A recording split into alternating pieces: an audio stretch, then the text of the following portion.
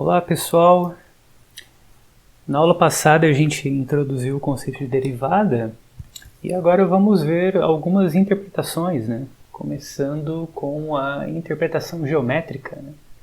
Então, nessa aula a gente vai começar vendo a derivada, né, de uma curva parametrizada, como que ela está relacionada com o conceito de reta tangente, tá? Então só lembrando que a gente está pegando uma curva que sai desse intervalo aberto e chega no Rn, tá certo? E, bom, se a gente está falando de derivada, né, vamos começar considerando esse quociente aqui, né, que é dado por essa expressão.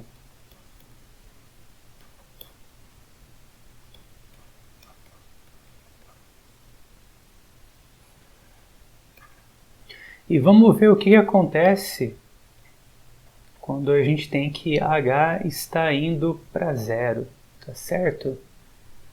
Bom, para ganhar um pouco de tempo, né, eu vou estar pegando os desenhos aqui que eu já fiz nas notas de aula. E aí tem um desenho bem interessante que ilustra isso, que é exatamente esse aqui, ó, que eu vou estar colocando aqui na lousa para a gente ver.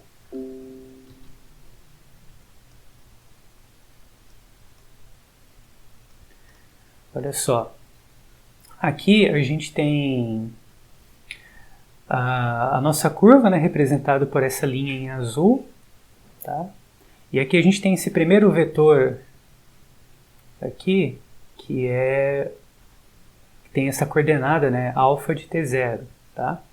E aí o que está acontecendo, né? Eu estou pegando um h, né, positivo a princípio, né, e estou somando aqui com o t, né? Então o que vai acontecer? Eu vou deslocar um pouquinho para a direita, né? Então ele vai dar esse vetor aqui, tá certo?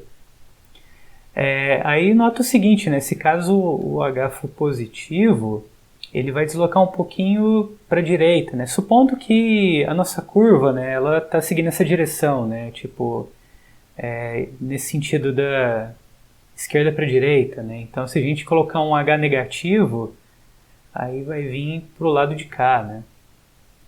Tá certo? E aí o que acontece? Além disso, note que quando a gente pega esse vetor aqui, ele vai ser paralelo, né, a esse vetor aqui.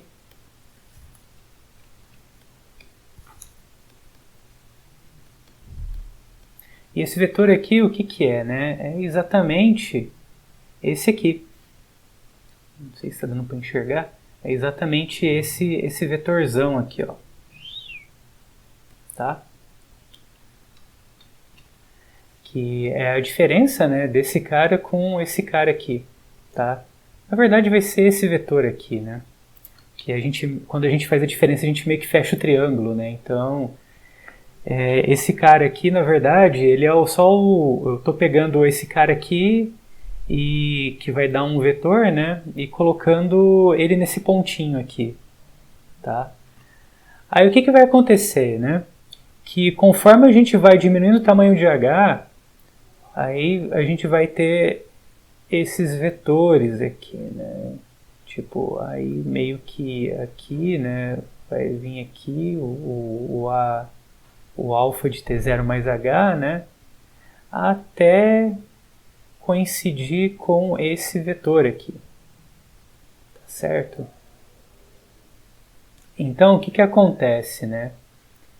Que quando o h tende a zero aqui, né? Isso aqui vai ser a nossa própria reta tangente aqui, tá? Ok, então a gente vai chamar, se caso o vetor, né, derivada existir, né, e for diferente de zero, desculpa, na verdade diferente do vetor nulo, tá? Então a gente vai chamar esse vetor de vetor tangente à curva alfa, tá certo? Deixa eu colocar um T0 aqui, né? Só para... Tá, T0 aqui, tá certo? E aí, o que a gente tem, né? A gente vai ter a reta tangente, né? Que a reta tangente é basicamente o quê, né? É a reta que vai passar pelo ponto αt, tá certo? Eu vou até escrever a equação dela aqui. Basicamente é a reta que passa pelo ponto α de t0, né? E tem a direção desse vetor tangente.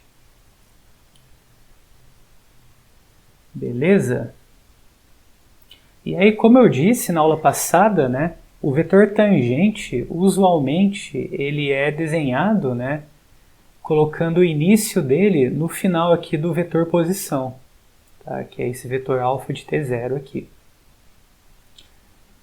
Certo? Muito bem, então vamos começar a ver alguns exemplos. Então, vamos começar com essa curva aqui, que na verdade curva não tem nada, porque é uma reta, na verdade, que onde esse P aqui ele é um ponto, né, deixa eu ver se eu dei alguma coordenada para ele.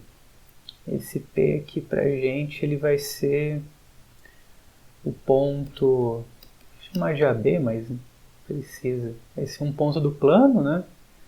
E eu tenho que o U ele é um vetor não nulo, tá? E esse T aqui ele é um número real qualquer. Então, beleza, né? A gente nota o que, né? Que a derivada vai ser U. Então, a derivada é constante, né? Vai ser o vetor U, tá? E aí, o que a gente tem, né? A gente tem basicamente o seguinte. A gente tem o vetor U, que está aqui, certo? E temos a reta, que tem a mesma direção aqui do U, né? Aí vamos supor que o ponto P está aqui. Beleza?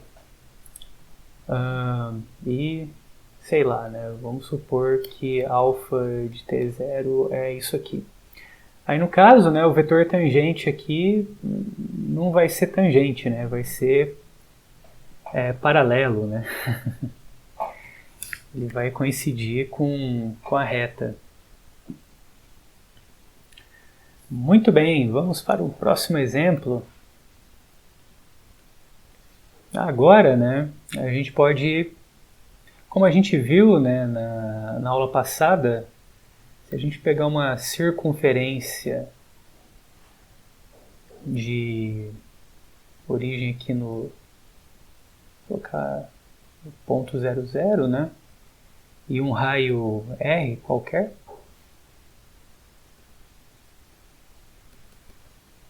tá, a gente tem o seguinte, que a norma, né, dessa circunferência vai ser o raio, tá? E aí, se eu pegar esse ponto aqui como sendo o α de t, a gente viu, né, na aula passada que esse vetor aqui, tangente aqui, é o vetor derivada aqui do t, tá? E a reta é basicamente só a gente prolongar, né? É só a gente realizar aquela equação, né? Como a gente escreveu agora há pouco, né? A gente escolhe um ponto aqui, né? Por exemplo, eu posso escolher esse ponto aqui como sendo um ponto t0. Aí tem a derivada aqui no ponto t0. E aí a gente tem a nossa equação da reta.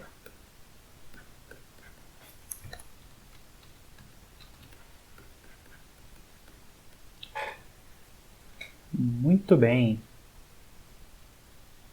Bom, e aí a gente tem alguns nomes, né, para quando a derivada for nula, né? no ponto e quando a derivada não for nula. Que isso aí, tipo, tem uma parte do estudo de geometria, né, que se preocupa muito com isso, né? Que são as famosas singularidades, né? Que caso a derivada for nula, então a gente diz que é um ponto singular, né? E se a derivada for não nula, a gente diz que ela é regular. Tá certo? Então, a gente tem a seguinte definição, né?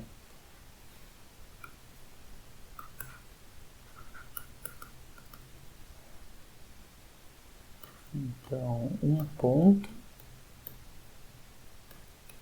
T0 é singular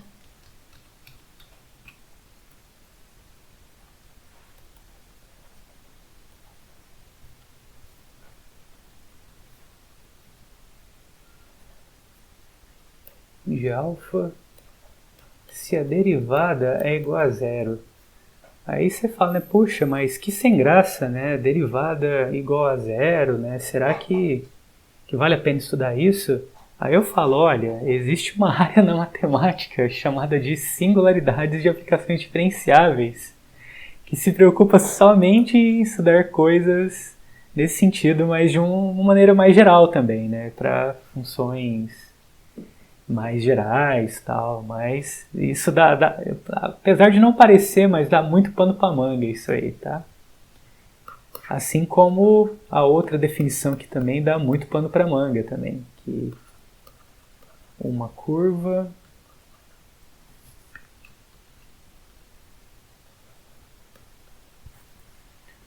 alfa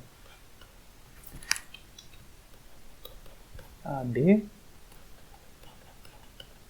chegando no Rn é regular. Aí, se caso satisfizer duas propriedades, né? Então, a primeira é que ela é diferenciável, né?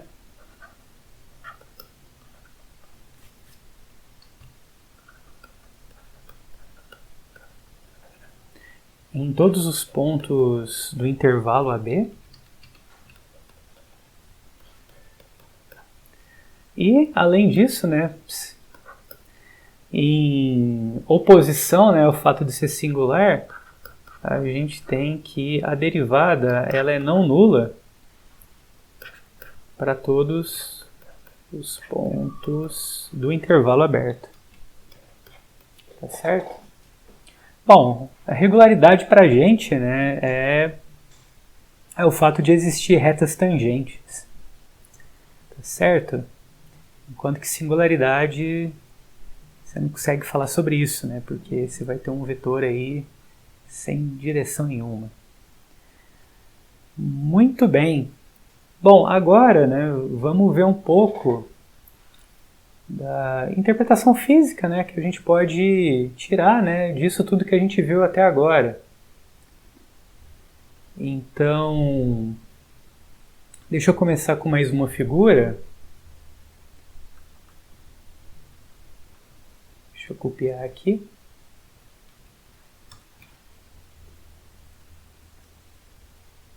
Não vou torturar vocês aqui tentando desenhar essas figuras, então acho mais fácil, como eu já desenhei aqui no Inkscape, né? Já deixa assim, tá? Então, aqui é o seguinte, né? A gente pode imaginar, no caso, a nossa curva alfa, né, sendo basicamente, né, uma função posição mesmo, né, que ela descreve a posição de um objeto com relação ao tempo, né? Tá? Então, se a gente está falando de posição com relação ao tempo, então faz sentido a gente falar de velocidade, né, e de aceleração. Tá certo?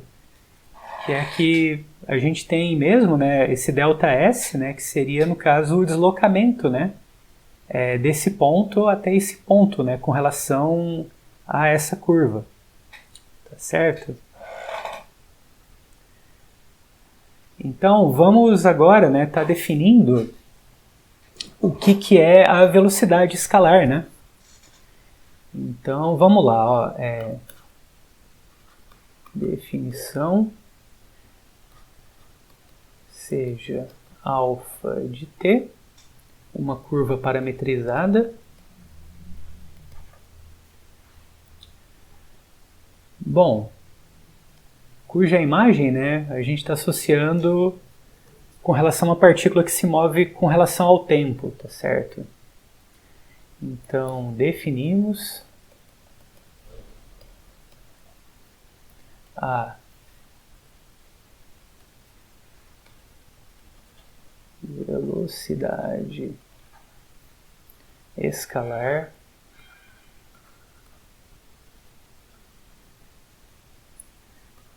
v de t dessa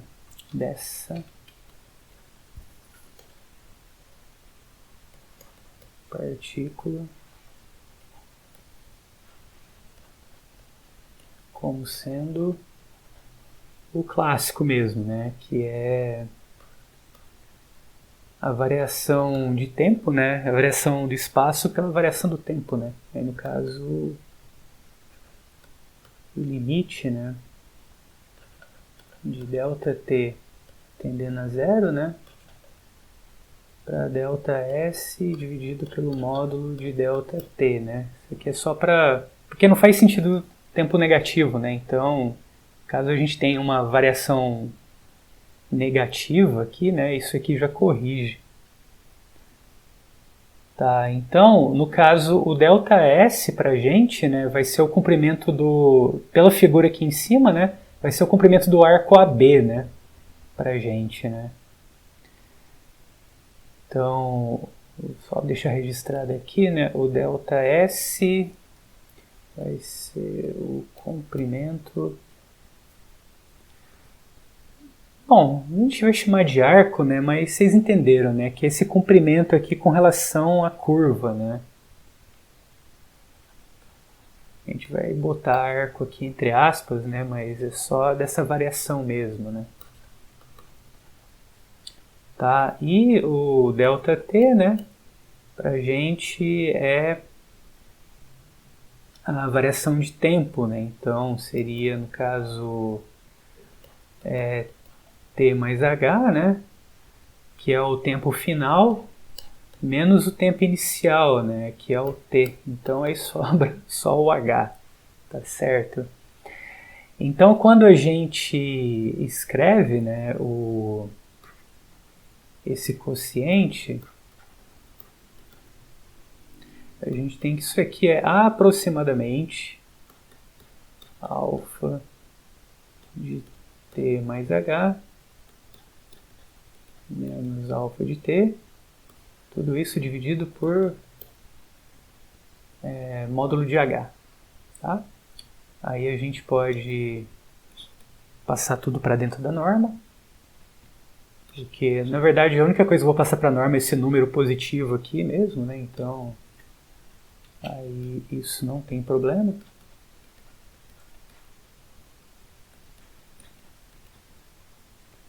Então tudo isso aqui dividido por H, tá? Então agora vamos aplicar o limite, né? Então quando a gente aplica o limite, a gente tem que a velocidade, né, ela vai ser igual, como a gente definiu agora há pouco, né, ao limite de ΔT indo para zero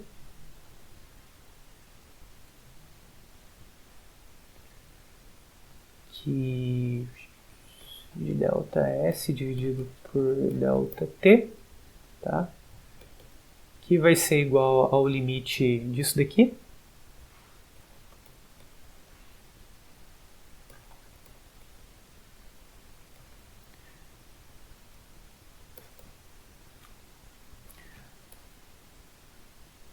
Vou chamar tá, tem um negócio meio diferente aí, né? Tá faltando um H, né? Porque a gente tem aqui na verdade, o limite disso aqui para dar derivada é para H indo para zero, né? Mas é exatamente isso, né? O nosso ΔT é basicamente o H. Então isso aqui é a mesma coisa do h indo para zero, né? Então, com isso aqui você tem que isso é igual a norma da derivada, tá? Então, bom, a velocidade para a gente é um número, né? Então é esse número aqui, tá certo? Enquanto isso aqui, né, o alfa de t, a gente chama de vetor velocidade. Então a velocidade é o módulo dele, tá?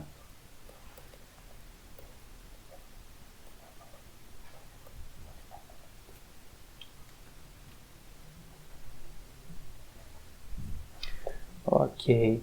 E se a gente deriva mais uma vez, a gente vai ter esse cara aqui que é conhecido como o vetor aceleração.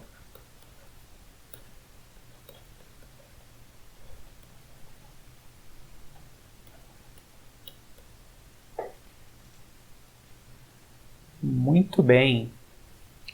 Então, bora de mais exemplos? Então, deixa eu ver que número a gente parou de exemplo. Então foi o 1, esse aqui foi o 2, e agora vamos para o terceiro. Então aqui, vamos considerar o movimento retilíneo de novo, descrito por essa função aqui, ó, p mais t, a quinta, u, tá? Então, o que acontece aqui, né? Aqui a gente tem onde estou supondo que P e U são vetores não nulos, tá? Para ter graça. Então, o vetor velocidade aqui vai ser dado por essa expressão aqui, né? Que a gente deriva isso aqui, cai o 5, fica 4 e U, né? E a aceleração é derivar de novo, né? Então vai ser 20 U t ao cubo, né? E aí você nota o seguinte, né? Que como o movimento é retilíneo, né? Então você tem que tanto o vetor, os três vetores vão ser paralelos, né? Tanto a posição quanto o vetor velocidade quanto o vetor aceleração, né? Porque todos eles tem U aqui, né? Tá? Opa, aqui é T, né? Certo? Então todos eles vão ser paralelos. Ok, vamos agora para o próximo exemplo. Então agora, né, a gente tem o nosso exemplo 4, que é o seguinte, né? Vamos considerar um movimento circular uniforme em que a trajetória vai ser um círculo, tá? E o módulo, bom, se é um círculo, o módulo de velocidade angular é constante, né? Então, o que acontece, né? Como a gente viu, né, quando a gente está num círculo, a derivada, né? Tipo, eu vou ter esse círculo aqui, tá? Aí vamos fazer o seguinte, vamos descrever esse círculo com relação a essa curva aqui, ó, cosseno gama t, desculpa, ômega t, a seno ômega t, tá certo? Onde a gente tem que o a é um número positivo e o nosso t, né, o domínio, né, da nossa curva, ela varia de 0 até 2π, tá certo? E esse ômega aqui é uma constante, tá? Uma constante real. Certo? Sei lá, pode ser π, pode ser qualquer coisa aí que você quiser, tá? Aí o que está acontecendo, né? Eu quero descrever, né, um movimento circular e uniforme, né? Então, ok, temos aqui um movimento circular e uniforme. E aqui a gente tem o nosso ângulo, tá? E o raio dele é A, tá certo? Então aqui a gente tem o nosso pontinho alfa de t, tá certo? Bom, então observações, né? Quando a gente está no ponto zero, ela começa aqui e ela vai fazer o sentido, né, anti-horário conforme eu for aumentando o t, né? De modo que quando eu calculo alfa de 2π, né, ele vai dar a volta completa, né? E vai chegar nesse mesmo carinha aqui do início. Tá certo? Bom, no caso aqui, a gente vai ter o seguinte. Quando a gente calcular o vetor velocidade, né, a gente vai derivar e vai obter a seguinte expressão, né? Então aqui vai ser menos a seno de... agora a gente vai ter que usar a regra da cadeia, né? Então é a derivada de dentro também, né? Que no caso eu esqueci de falar, né? Mas você pode também, quando você calcula, né, essa derivada aqui com relação a essa função ômega de t, né, com relação a t, você tem o que é chamado de velocidade angular constante, né? Então aqui você tem que isso aqui é o ângulo, né? E aqui como eu estou calculando a derivada com relação a t, então eu vou ter velocidade, né? Então como isso aqui vai dar o ômega, então a velocidade angular ela é constante, né, também, tá? E aí quando a gente calcula então o vetor velocidade, né, não podemos esquecer da regra da cadeia, né? Então eu vou derivar isso aqui tudo, né? Então eu vou derivar o de dentro, estou derivando com relação a t, né? Então vai sair o ômega, né? Eu vou deixar o menos aqui já pronto, né? Então vai ser a ômega e a derivada de cosseno é menos seno, né? Então eu já deixei o seno aqui preparado para isso. Tá? E aqui é a mesma coisa, né? Então eu vou ter a ômega derivada de seno cosseno, né, de ômega t. Tá? Então deixa eu copiar isso aqui.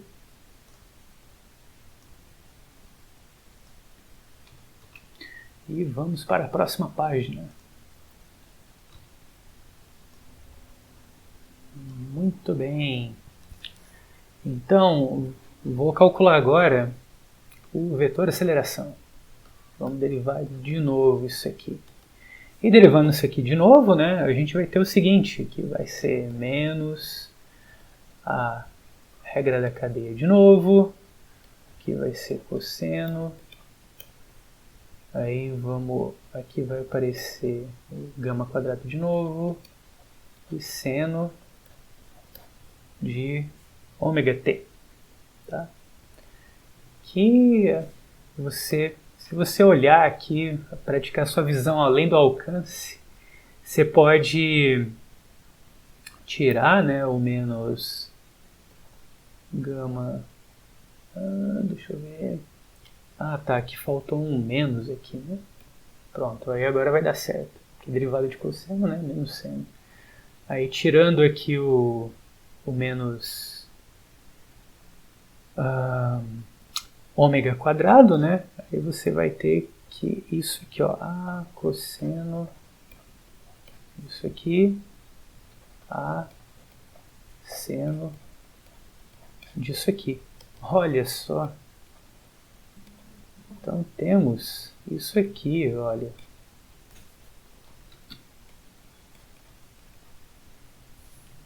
Certo? Então o que isso significa? Né? Que o vetor velocidade ele tem a mesma direção, né, do nosso vetor posição, só que com sentido trocado, né? Então, refazendo aquele desenho, a gente vai ter o seguinte, que vou desenhar aqui a princípio, né? Aqui a gente tem nosso vetor posição aqui alfa de t, né? Aí a gente tem aqui a nossa derivada, né, que é o alfa' de t. E aí o que acontece, né? Você vai ter que... Aí eu vou colocar o início do vetor aceleração aqui. Aí você vai ter algo assim, né? Eu não sei que tamanho que é esse, né? Depende de quanto vale esse ômega quadrado, né? Mas o que importa é que você tem que... A aceleração, nesse caso, né? Ele vai ser perpendicular ao vetor velocidade, né? E apontando, né, para o centro do movimento, né? Então, só para deixar mais bonitinho, né?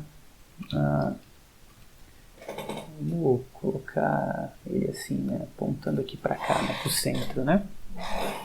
E isso, né? E aí, no caso, essa aceleração aqui, né, para dentro, né, é o que a gente chama de aceleração centrípeta. Tá?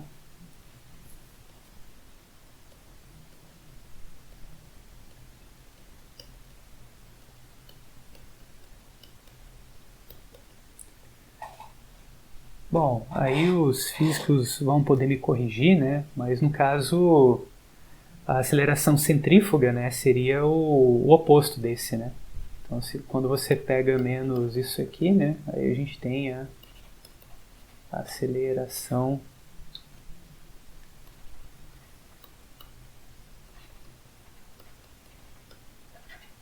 centrífuga. Muito bem. Ok, então agora para a gente ir para os finalmente, né? A gente vai ver agora um pouco dessas curvas em R3, né? E ver algumas coisas interessantes, né, que podem estar aparecendo. Bom, até agora, né, a gente viu o seguinte, que se a gente tem um movimento retilíneo, né, então o vetor aceleração ele é paralelo ao vetor velocidade, né? E enquanto que no movimento circular, né, com velocidade angular constante, o vetor aceleração é perpendicular ao vetor velocidade, tá certo? Então agora a gente vai ver que num movimento qualquer, o vetor aceleração ele vai ser a soma de dois vetores perpendiculares entre si. E um vai ser paralelo ao vetor velocidade e o outro perpendicular a esse mesmo vetor. Bom, e se o movimento não é retilíneo, né, esses dois vetores eles vão definir um plano que tangencia a curva, né, e esse plano a gente vai chamar ele de plano oscilador da curva. Tá? Então vamos traçar os passos, né, para a gente estar construindo, né, esse plano oscilador e a gente vê, né, como é que a gente consegue definir a aceleração em termos dos vetores que formam esse plano. Então, maravilha. Deixa eu ir para a próxima página. Então, vamos com algumas definições. Então, a primeira vai ser o seguinte: se a derivada da curva é diferente de zero, né? Então, aqui eu já estou supondo já dado uma curva, né, tal, em R3, né, chegando em R3, saindo do aberto, tá? Então, o vetor que eu vou chamar de T,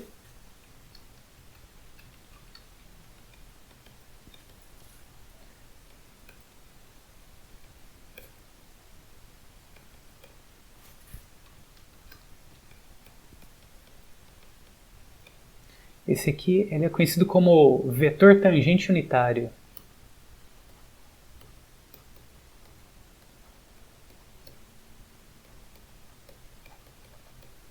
O que a gente fez aqui? A gente só pegou, né, o vetor tangente e normalizou ele, né? Então, Se o vetor tangente ele já tem norma 1, né, então você esquece a parte de baixo. Tá? Então aqui é só uma nomenclatura mesmo. Tá? Então, e aí você observa o seguinte, né? Como esse vetor ele tem norma 1, né? Então, pelo último resultado da aula passada, a gente tem que esse vetor ele é perpendicular, né, à derivada dele. Tá certo? Muito bem, então vamos agora para a próxima definição.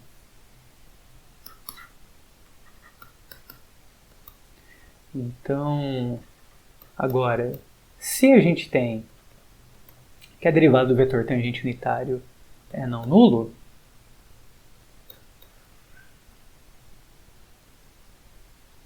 quando eu coloco zero aqui significa que é diferente do vetor nulo, viu, gente? Vamos ficar esperto no contexto aí, que às vezes eu esqueço de mencionar, tá? Então, mas qualquer coisa, só perguntar, tá?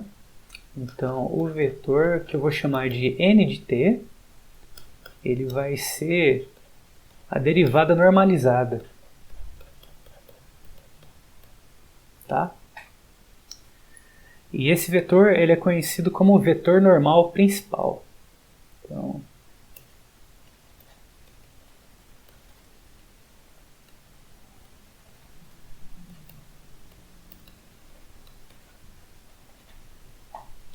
certo? E aí, o que a gente tem de mais, né? Bom, por isso aqui, a gente consegue concluir que o t ele vai ser perpendicular ao n. Tá certo? Muito bem. E aí, o que acontece, né? Que a esses dois vetores, né, o vetor t e o vetor n, eles definem um plano, né, que vai ser o nosso plano oscilador. Então, vamos agora para mais uma definição. E aí eu já coloco uma figurinha também. Então, definição. O plano determinado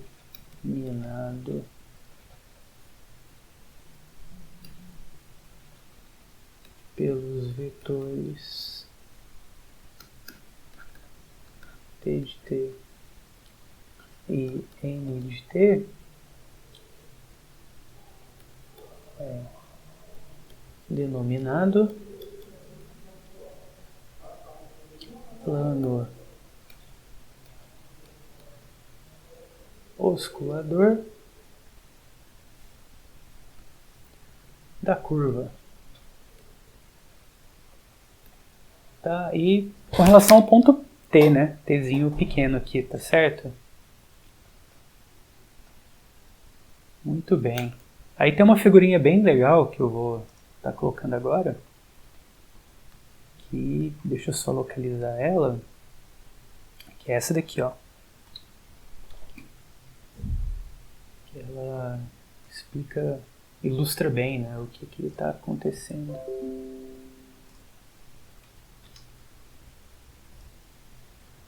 Tá, então aqui a gente tem a nossa curva, né? Aí temos aqui a derivada, o vetor tangente, na verdade, né, que é a derivada. Aí o t ele normaliza, né? Então por isso que ele é menorzinho aqui, né? A gente supõe que isso aqui tem norma maior que 1, tá? E aqui a gente tem o nosso vetor normal, tá?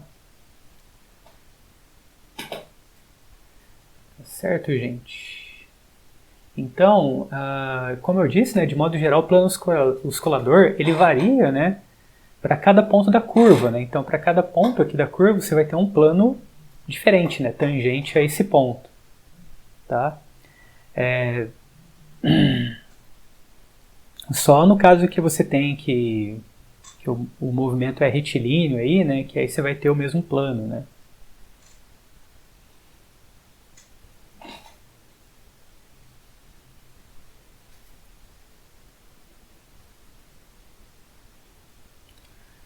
Certo, agora a gente vai definir mais um vetorzinho bacana, que vai ser o nosso vetor binormal.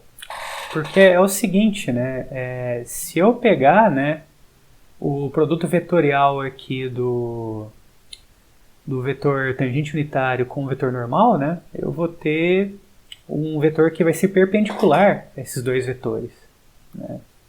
Vai estar aqui para cima ou para baixo, né? Aí esse vetor aqui é o que a gente chama de vetor binormal. Aí vamos definir ele agora. Aí vai ser o seguinte. Então, definição.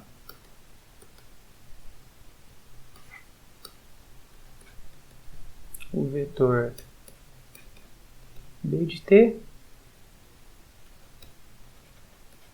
é definido por B de t igual a t de t cartesiano n de t, tá certo? É denominado binormal.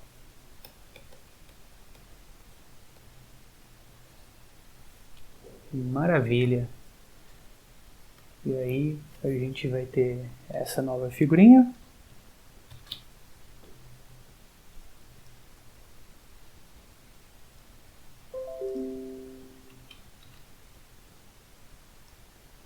Com o nosso vetor binormal agora em destaque na figura.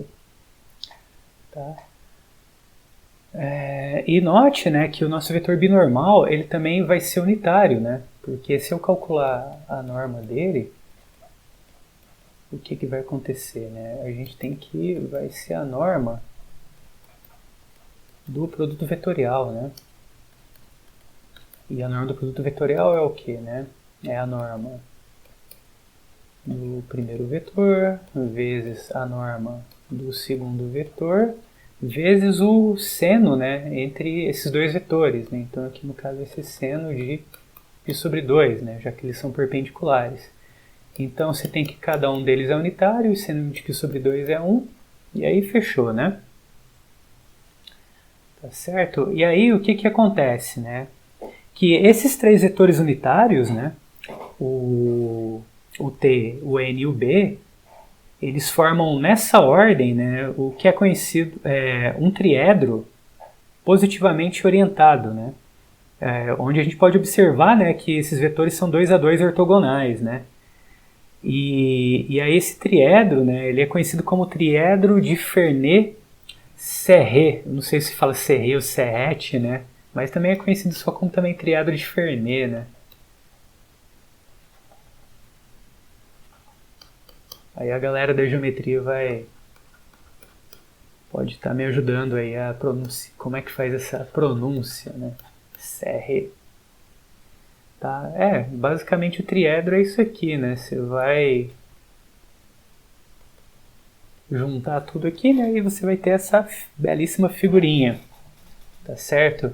Esse triedro, né? Ele constitui também uma base, né, para o espaço R3, né, uma base ortonormal ainda, né, porque cada vetor tem norma 1, tá? E aí, como são perpendiculares, né, então aí você consegue escrever, né, qualquer vetor do R3, né, como combinação linear desses três vetores, tá? Bom, e agora falta só falar da nossa aceleração, né, que falta exibir, né. Eu falei que estava, mas eu não expliquei como, né? Que eu disse, né, que o vetor aceleração ele está contido no plano oscilador, né? Então, como é que a gente pode mostrar isso? Da seguinte maneira, ó, vamos pegar aqui o nosso vetor aceleração, tá? Então, Bom, deixa eu escrever aqui, né? O vetor aceleração para a gente é a derivada do vetor velocidade, tá? Que por sua vez, isso aqui vai ser igual a... Agora vamos começar a aparecer as coisas que a gente já viu aqui, né? Então a gente tem que isso é igual a isso, tá? Então eu vou passar essa norma aqui multiplicado para lá. Essa norma aqui é a velocidade, né? Então, se eu passar isso aqui multiplicando, né? Aí eu vou ter que isso daqui é igual a t de t, né? Vezes isso aqui. Então, isso aqui é igual a t de t vezes a norma aqui do vetor, a velocidade, né, no caso, derivado, tá? Aí calculando a derivada aí pela regra da cadeia, né? Desculpa, pela regra do produto, então a gente tem o seguinte, né? Então vai ser a derivada do primeiro vezes o segundo mais primeiro vezes a derivada do segundo. Tá? Ok. E aí, se caso isso aqui for não nulo, aí a gente pode dar uma melhorada nisso. A gente pode fazer o seguinte. Eu vou só me concentrar agora nessa parte aqui, tá?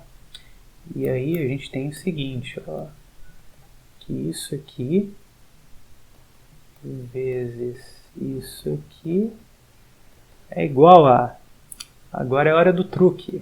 Eu vou colocar... eu vou multiplicar em cima e embaixo pela norma do t' de t. Tá, então, olha só.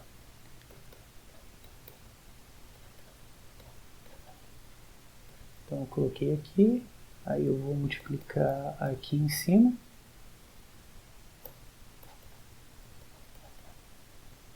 Tá? E aqui vai continuar, né, com esse carinha aqui, certo?